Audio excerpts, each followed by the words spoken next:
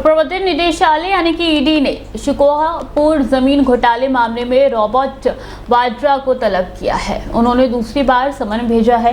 इससे पहले उन्हें 8 अप्रैल को तलब किया गया था, लेकिन वो ईडी के समक्ष पेश नहीं हुए।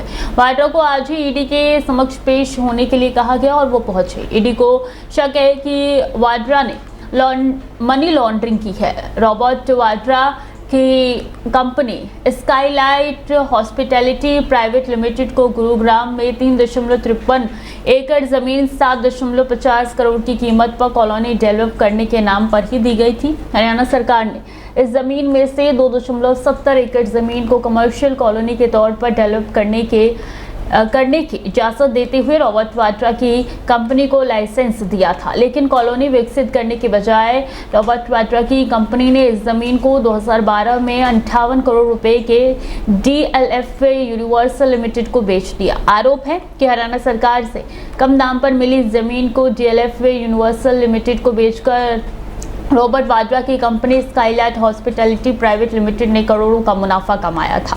रॉबर्ट वाड्रा की company Skylight hospitality private limited ने 18 सितंबर 2012 को सेल डील के जरिए जमीन को तो DLF यूनिवर्सल लिमिटेड को बेच दिया था, लेकिन हरियाणा सरकार के टाउन एंड कंट्री प्लानिंग ने लाइसेंस को ट्रांसफर करने की फाइनल परमिशन नहीं दी थी।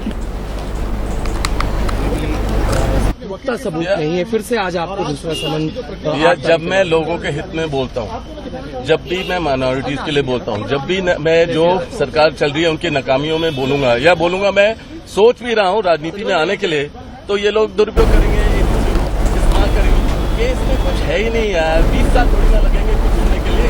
15 बारी गया हूँ, 10 बारी बैठा हूँ और 10 घंटे बैठा हूँ और 23 लाख डॉक्यूमेंट दिए। फिर से एक हफ्ते में बोलते हैं सारे 23